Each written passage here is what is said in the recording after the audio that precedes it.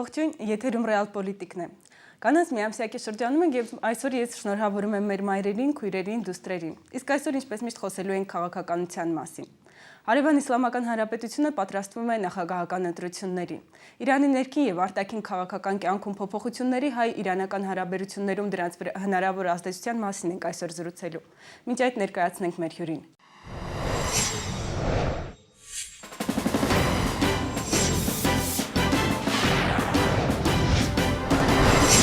Գոհար Իսկանդարյան, պատմական գիտությունների թեկնածու, դոցենտ, 37 տարեկան։ Գերազանցությամբ ավարտել է Խաչատուր Աբովյանի անվան պետական մանկավարժական ինստիտուտի պատմության եւ Հրաչյա Աջարյան համալսարանի միջազգային հարաբերություններ եւ թարգմանչություն բաժինները։ Պաշտպանել է գիտական ատենախոսություն Իրան-ամերիկյան հարաբերությունները 1941-ից 60 թվականներին թեմայով։ Ստացել պատմական գիտությունների թեկնածուի աստիճան։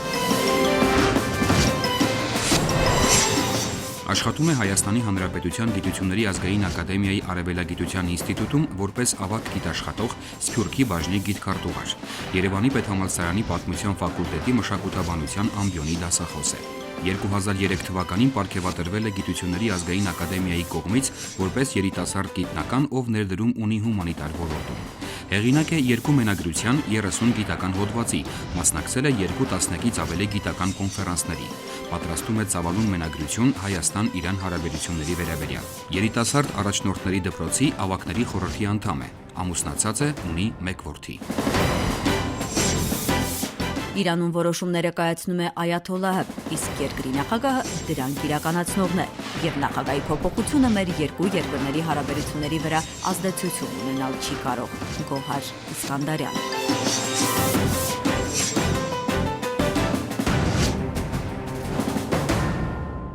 Գոհար, այսպեսով ողջունում եմ ձեզ այս տաղավարում։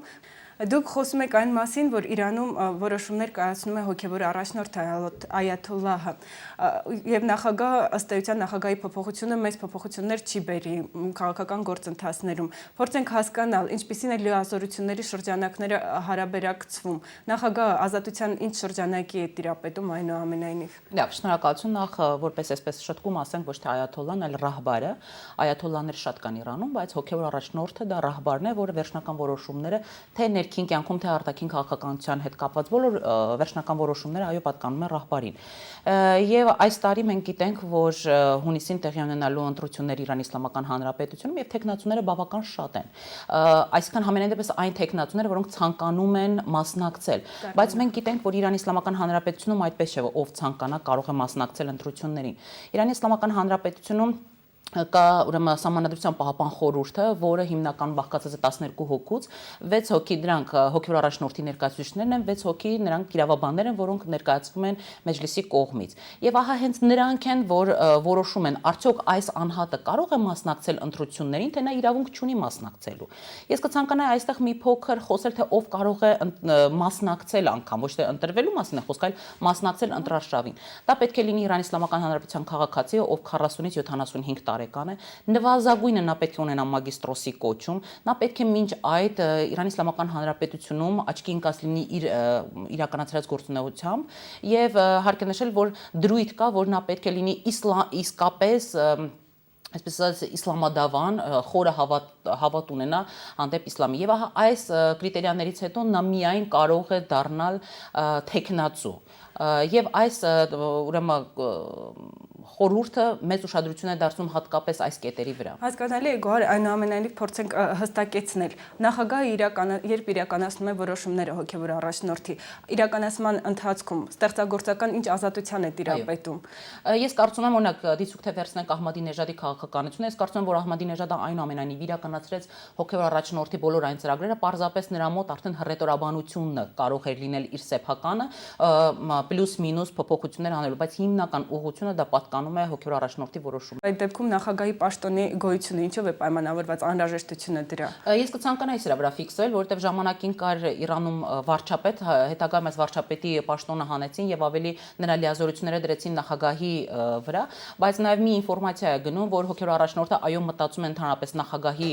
պաշտոնը ընդհանրապես հանել եւ այնտեղ լինել վարչապետի պաշտոնը, որը կիրականացնի բոլոր նրա ծրագրերը։ Եվ ահա այսօր գնում է նաեւ հենց այն ինֆորմացիան, որ ռահբարին Այաթոլլահ Խամենեին այսօր անհրաժեշտ է այնպիսի նախագահ կամ նախագահի տեխնացու, ով կարելի ասել այսպես հլու հնազանդ կկատարի նրա բոլոր պատվերները եւ որևէ առարկություններ եւ խնդիրներ չեն առաջանա այս համատեքստում։ Ահմադինեջադը այնքան էլ հնազանդ կերպար չէր։ Ահմադինեջադի, այսպես ասած, խնդիրը մի փոքր այլ էր, հատկապես 2009 թվականի ընտրություններից հետո, երբ մենք ականատես եղանք, երբ որ նրա մոտ լարվածություն գրանցվեց Ռահբարի եւ Ահմադինեջադի միջեւ, ահա այս ժամանակ էր, որ այո հոգեվոր դասը մի փոքր լարվեց Ահմադինեջադից, նույնիսկ նրա կողմնակիցներին սկսեցին ձերբակալել եւ անգամ ուրեմն հրաման արձակվեց, որ ձերբակալել բոլորին բացի Ահմադինեջադից։ Այսքան սա հստակ մեսեջ էր Ահմադինեջադին, որ այլևս չպետք է դու ինքնագործունեությամբ զբաղվես եւ պետք է իրականացնել հոգեվոր առաջնորդի այսպես ասած հրամանները եւ կամքը, հակառակ դեպքում իմպիչմենտ կարող է լինել։ Եվ այսպեսով ովքեր են հավանական տեխնացուները, ինչ անուններ են։ Ես ցանկանում եմ նախ ֆիքսել այս հանգամանքը, որ դեռ պաշտոնական տվյալներ չկան, վերջնական տվյալներ չկան, մենք խոսում ենք հիմնական այն ֆավորիտների մասին, ովքեր որ կարող են լինել տեխնացուների շարքում։ Նրանցից թիվ 1-ը Ալի Լարիջանին է, Մեջլիսի նախագահը, սակայն ես ցանկանում եմ նրա ուրեմն անձի շուրջ մի փոքր քննարկենք, ինչ առումով, որովհետև նա իսկապես շատ լուրջ շանսեր ուներ դառնալու ուրեմն երկրի հաջորդ նախագահը, բայց հետևելով վերջին գործընթացները նրա հետ կապված հասկանում ենք, որ ինչ որ սև PR է իրականացվում Լարիջանի հետ, որը հնարավոր է վտանգ ներկայացնի եւ նա ընդհանրապես կամ չդիմի նախագահ դառնալու կամ եթե անգամ դիմի նրա շանսերը այսօր արդեն նվազում են։ Ինչու՞մ է խնդիրը։ Ահմադինեջադը կարծում եմ շատ լավ գիտակցելով Լարիջանի հնարավոր հաղթանակը, նա այսպիսի մի գործընթաց սկսեց հայտարարելով, որ Լարիջանի եղբայրը կաշառք է առաջարկել ղեկավար մարմիններից ոմանց եւ ունի այս ձայնագրությունները եւ սա նույնիսկ լսվեց Մեջլիսում, սակայն որակի խնդրի հետ կապված այն չընդունվեց, քանզի չապացուցվեց, որ դա Լարիջանի եղբայրն է ուրեմն եղել այս առաջարկ անողը։ Մեկ այլ խնդրի մասին կցանկանայի անդրադառնալ, Լարիջանի եղբայրը նա ուրեմն Իրանի Իսլամական Հանրապետության գլխավոր այսպես ասած դատախազն է, որը նշանակում է հոգեոր առաջնորդի կողմից։ Այսքան սա կրկին մեսեջ է, որ հոգեոր առաջնորդը իսկապես վստահում է Լարիջանիին, բայց այնուամենայնիվ այս խնդիրները մտածելու տեղիք են տալիս։ Փաստորեն գործող նախագահը միջամտում է ներքաղաքական գործընթացներին, թեև հետագա ընտրապայքարին մասնակցելու հնարավորություն չունի, ավարտվում են նրա ժամկետները։ Այսպիսով Ահմադինեջադը, եթե այսպես ասենք, որ կլանի կողմնակից է, ում տեխնացության կողմնակից է։ Այո, պետք է նշեմ, որ Ահմադինեջադը հիմնականում մեծ այսպես ասած ցանկություն ուներ, որ իրենից հաջորդը լինի ուրեմն իդեպ կարելի ասել բարեկամ Էսֆանդիար Մաշային, նրանք խնամիներ են եւ այս նրա կառավարման տարիներին Էսֆանդիար Մաշային եղել է աշխատակազմի ղեկավարը եւ բավական շատ այսպես PR էր արվում Մաշայի հետ կապված եւ նույնիսկ վերջերս երբ որ Ահմադինեջադը գնաց Վենեսուելա իր հետ տարել էր Մաշային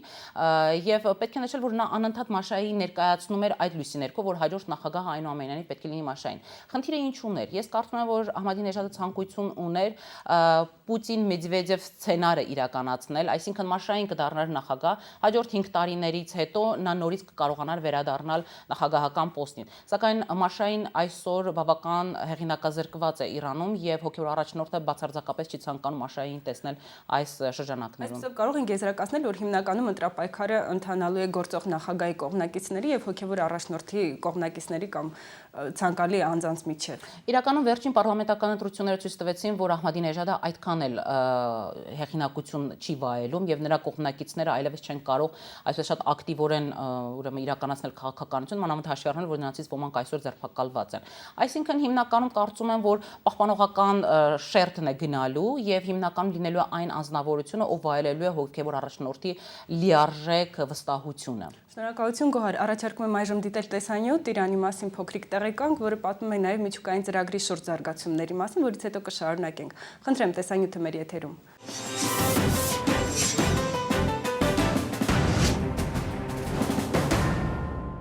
Իրանի Իսլամական Հանրապետությունը տեղակայված է Միջին Արևելքում, ունի 1.645.000 քառակուսի կիլոմետր տարածք, շուրջ 75 միլիոն բնակչությամբ։ Պետական կրոնը իսլամն է շիա ուղղությամբ։ Իրանը հարուստ է նավթի, գազի, քարածխի, ուրանի, սև եւ գունավոր մետաղների պաշարներով։ Իրանը սահմանակցում է Հայաստանին, Արցախին, Ադրբեջանին, Թուրքմենստանին, Աֆղանստանին, Պակիստանին, Իրաքին եւ Թուրքիային։ 1979 թվականի հեղափոխությունից հետո Իրանն աստվածապետական բնույթի պետություն է, որի գերագույն ղեկավարը հոգևոր առաջնորդն է, այժմ Այաթոլլահ Խամենեին։ Օրենսդիր իշխանությունն իրականացնում է Մեջլիսը, իսկ երկրի նախագահն է Մահմուդ Ահմադինեժադը։ Իրանի Իսլամական Հանրապետության պաշտոնական կարգախոսն էր ոչ արևելք, ոչ արևմուտք, կեցցե հեղափոխությունը։ Հեղափոխությունից հետո Իրանը սահմանափակեց շփումներն արևմուտքի երկրների հետ, իսկ Միացյալ Նահանգների հետ ընդհանրապես խզեց հարաբերությունները։ Մինչ այդ Իրանը համարվում էր տարածաշրջանում Միացյալ Նահանգների թիվ 1 դաշնակիցը, եւ հենց Միացյալ Նահանգների ջանքերով էլ 1978 թվականի օգոստոսին Միացյալ Նահանգները եւ Իրանը ստորագրեցին համաձայնագիր,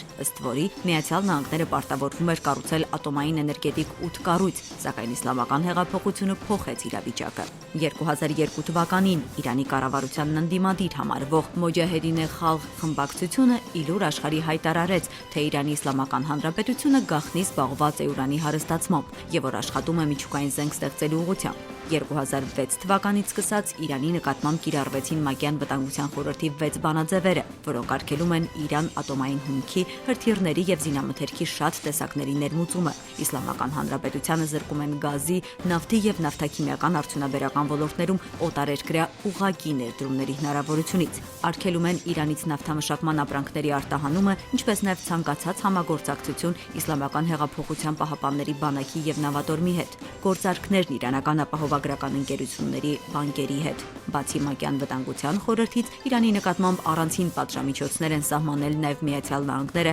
Եվրամիությունը, միասնական պատժամիջոցներով են հանդես եկել Կանադան, Ավստրալիան, Հարավային Կորեան եւ Ճապոնիան։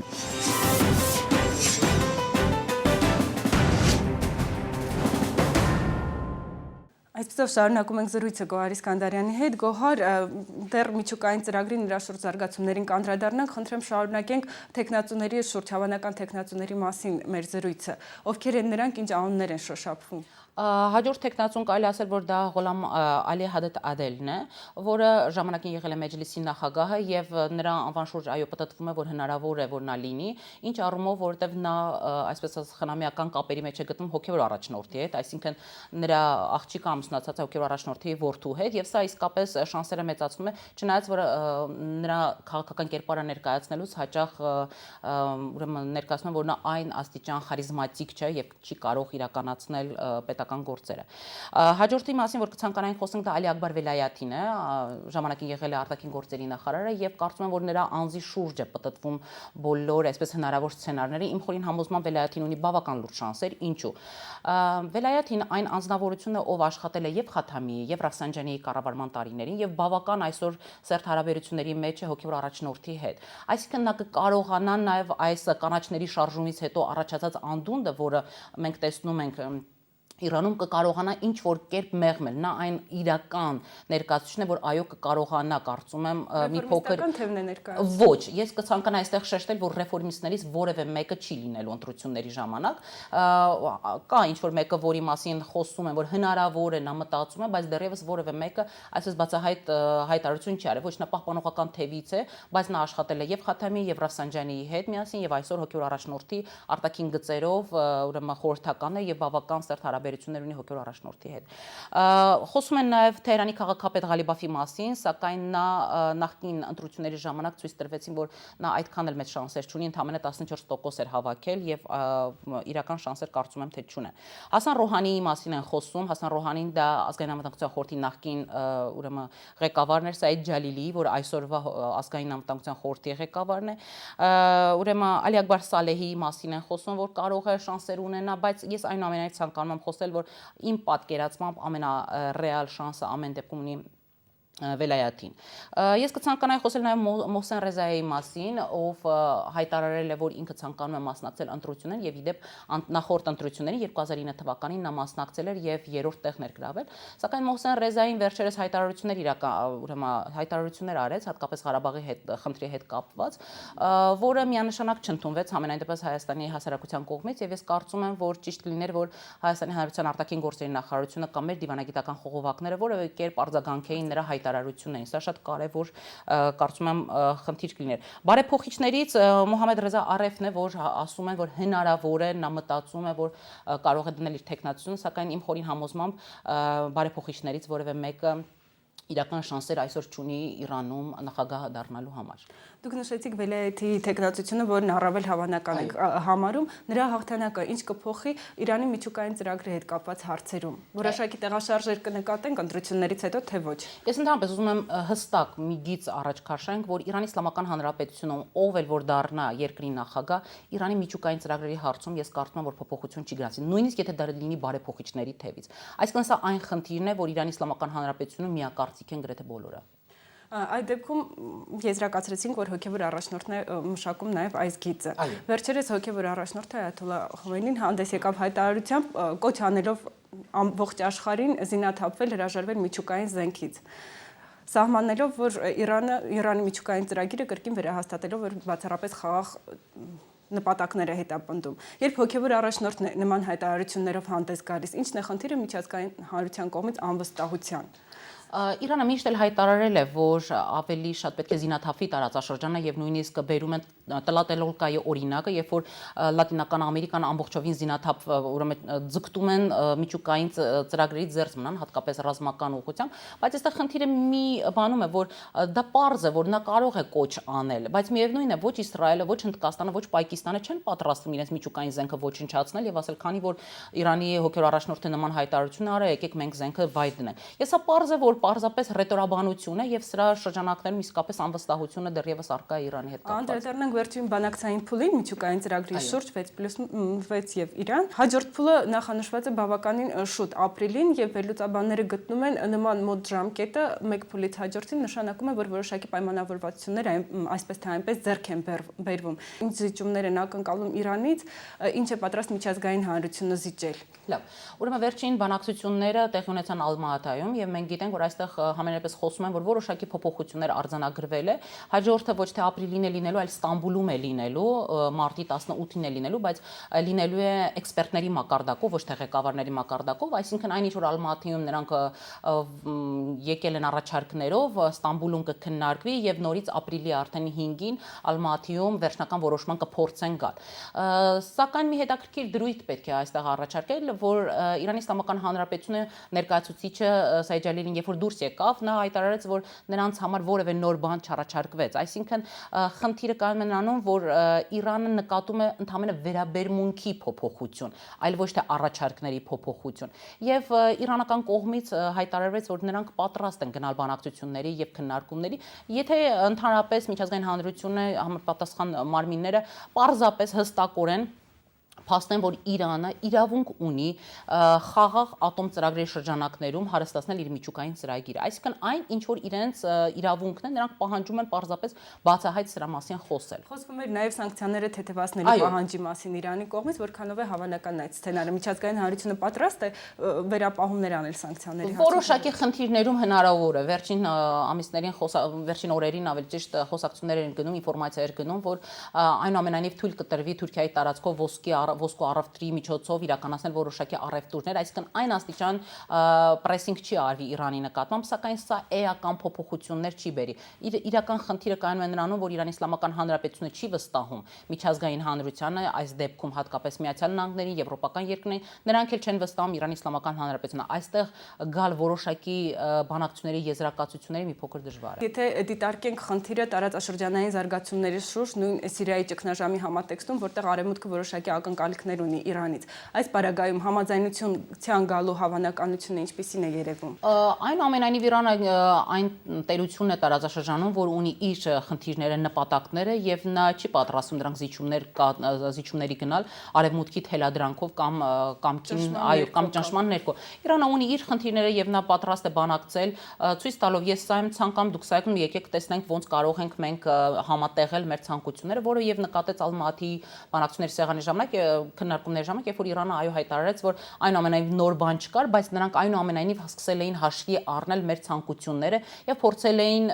ուրեմն մեր ցանկությունները եւս շրջանակի մեջ դնել։ Այսինքն այստեղ խոսքը գնում է ընդհանրապես Իրանի կարծիքը հաշվի առնելու վերաբերմունքը ցույց տալու մեջ։ Անդրադառնանք Իրանի դերին տարածաշրջանում, մեզ ավելի մոտ տարածաշրջանում, մեր տարածաշրջանում վերջին շրջանում արևմուտքի մեղմ հայտարարությունների զուգընթաց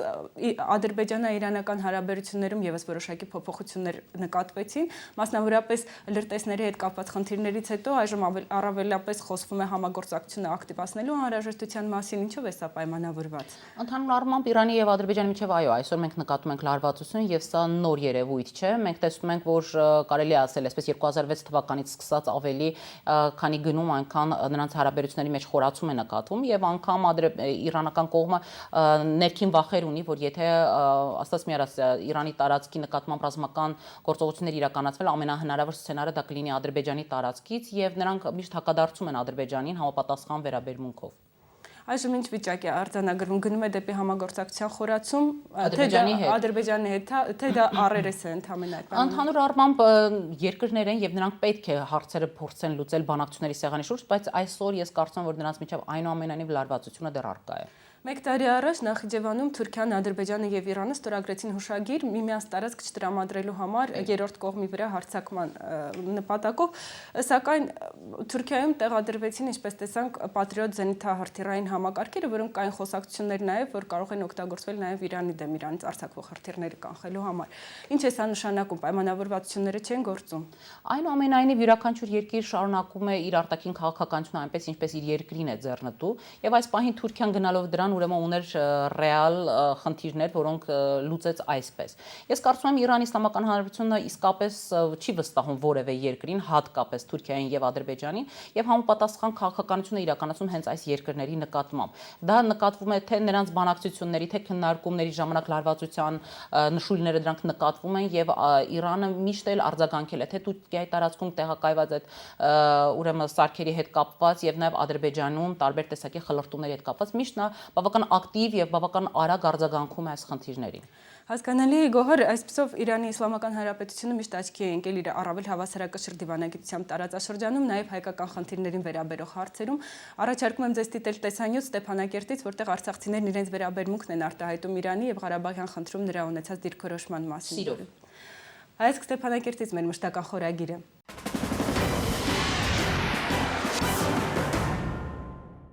Արցախում ամենից առաջ Իրանին որպես տարածաշրջանի հնագույն պետություններից մեկն են գնահատում, պետություն, որը նաև հարևան, այդ թվում ոչ կրոնակից պետությունների ստեղծած արժեքները հարգել գիտի։ Ես այս ամառ հենց Պարսկաստանում եմ եղել, կապված Թադեի բանկի ուխտագնացության հետ, ճիշտ ասած այն վերաբերմունքը, որ իրենք ունեն դեպի հայ մշակույթը, դեպի հայերը, ինձ համար շատ գնահատելի է։ Արցախը իր ամենամեծ հարևանի հավասարակշռված դիրքորոշումը գնահատելու առիթ է ունեցել հակամարտության առաջին տարիներին։ Պաշտոնական Թեհրանի միջնորդությունը ի սկզբանե անկողմնակալությամբ էր աչքի ընկնում, եւ փաստը, որ դեպքերի բերումով նրա ջանքերը գործնական արդյունքի չբերեցին, արցախցիների երախտագիտությունը այդ պետության նկատմամբ չի պակասեցնում։ Ես հիշում եմ, որ 92 թվին, երբ որ այս հակամարտությունը սկսվեց, անմիջապես պարսիկները եկան Ղարաբաղ, ես դա շատ լավ եմ հիշում, հասկանալու համար, գնահատելու համար իրական էություն է հակամարտության եւ կարծում եմ, որ հետագայում իրանք բավական դրական դիրքորոշում են ունեցել մեզ հասկանալով, որ մենք վստահելի հարևան ենք։ Այսօր Իրանի Իսլամական Հանրապետությունը Արցախի Հանրապետության չեզոք հարևանն է։ Սահմանները փակ են, սակայն Արաքսի հակառակապից նաև կրակոցներ չեն հնչում եւ դիվերսիոն խմբերի ներթափանցման փորձեր չեն արվում, ինչը արդեն օրինաչափության է վերածվել սահմանի այլ հատվածներում։ Այս պարագայում Ստեփանակերտում մտահոգությամբ են հետևում իրանական խնդիրների շուրջ քննարկումների շիկացմանը, հուսով, որ աշխարհի մեծերը ավելի ողջախոհ կգտնվեն։ Պարսկաստանի դեմ պատերազմ իհարկե վատ արժեք կունենա այն առումով, որ մենք կրակի տակ ենք լինելու։ Եվ ընդհանրապես ցանկացած պատերազմ հարևանների համար կարծում եմ, որ դրական արժեք որպես այդպեսին չի ունենա, բայց ես հույս ունեմ, որ այդ պատերազմը տեղի չի ունենա, որովհետև գիտեք, այդ շատ լուրջ բան է, էլի։ Պարսկաստանի հետ պատերազմելը։ Եվ այսպես հայ-իրանական հարաբերություններ զարգացման ինչ միտումներ ունեն դրանք։ Հայ-իրանական հարաբերությունները իսկապես դինամիկ զարգացում են ապրում եւ պետք է նշել, որ հայ-իրանական հարաբերությունները բոլոր ոլորտներում են զարգացում ապրում, թե քաղաքական, թե տնտեսական, թե գիտամշակութային, անգամ մարզային ոլորտներում զգացվում է ուրեմն համագործակցության եզրերը, որը բավական գնահատելի են։ Պետք է նշել, որ քաղաքական ոլորտում այո Իրանի Իսլամական Հանրապետությունը միշտ պաշտպանել է ուրեմն Ղարաբաղի խնդիրը խաղաղ պայմաններում համագործակցության եզրերով լուծելու հետ կապված, բայց պետք է չմոռանալ, որ այնուամենայնիվ Ադրբեջանը նաև հայտարարում է, որ պաշտպանում է Ադրբեջանի տարածքային ամբողջականությունը։ Տնտեսական հարաբերությունները միշտ ավելի դինամիկ են զարգացել, քան թե քաղաքական հարաբերությունները։ Մենք այսօր գիտենք, որ կան տնտեսական համագործակցության շրջանակներում բավական ուրեմն լայն ֆորմատներ, գազատարի խնդիրն է, այժմ գնում է մեղր ու հեկի կառուցման խնդիրը, որը բավական ուրեմն ազդեցություն կունենա տնտեսական հարաբերությունների զարգացմանը։ Ունենք նաև մեր գիտամշակութային հարաբերություններն են բավական ակտիվ, իրանական ուրեմն մշակույթը բավական լավ ներկայացվում է Հայաստանի հանրությանը, ինչպես նաև փորձ է արվում Հայաստանի մշակութային արժեքները ներկայացնել Իրանի Իսլամական Հանրապետության քաղաքացիներին։ Ունենում ենք ներկունեն մենք նաև ուսանողների փոխանակում, բավական ակտիվ է նաև туриզմը, գիտենք ապրիլին հատկապես Նոռուզի կապակցությամբ իրանական ուրեմն туриստները բավական նախասիրություն են ունենում Հայաստանում անցկացնել իրենց ազատ օրերը։ Խոսքում էր նաև երկնագույն մզկիթը Իրանը հայկական նախաձեռնությամբ ՅՈՒՆԵՍԿՕ-ի մշակութային ժառանգության մաս դարձնելու մասին, ընդհանրապես սանկցիաները որքանով են խանգարում խոչընդոտում հայ-իրանական տնտեսական համագործակցությանը։ Խոչընդոտում են այնքանով, որքանով որ տնտեսական վիճակը Իրանում այսօր վատացել է, ոչ թե դա ազդում է հայ-իրանական տնտեսական հարաբերությունների վրա, այլ ազդում է այնքանով, որ Իրանի տնտեսությունն է այսօր մի փոքր ավելի վատ վիճակում, քան նախորդ ժամանակները։ Իսկ ինչ վերաբերվում է Կապույտ մզկիթին, ես կարծում եմ, որ այո, իսկապես շատ լավ ծրագիր դա կարող է լինել, չմոռանանք, որ 2008 թվականին Իրանի Իսլամական Հանրապետության ջանքերով Սուրբ Թադեի եկեղեցին, հայկական եկեղեցին մտցվեց ՅՈՒՆԵՍԿՕ-ի կազմի մեջ, որը բավական լուրջ առաջընթաց է։ Եվ ես կցանկանայի, միշտ ես շեշտում եմ այս նախադասությունը եւ այսօր է կցանկանայի շեշտել ու փաստել, որ Իրանի Իսլամական Հանրապետությունը մեր հարևաններից միակ երկիրն է, ով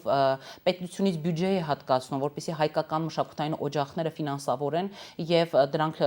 ուրեմն ոչնչացման չդատապարտվեն։ Երևի Իրանը նաև այն երկրներից է, որտեղ հայկական սփյուռքը միշտ իրեն առավել ապահով է զգացել։ Այո, հայկական համայնքը բավական լավ է զգում Իրանում։ Շնորհակալություն Գոհար հետաքրքիր զրույցի համար, այսպեսով եզրափակում ենք այսօր իմ հյուրն էր պատմական գիտությունների թեկնածու դոցենտ Իրանագետ Գոհար Իսկանդարյանը։ Իսկ մենք կհանդիպենք մեկ շաբաթ անց, ցտեսություն։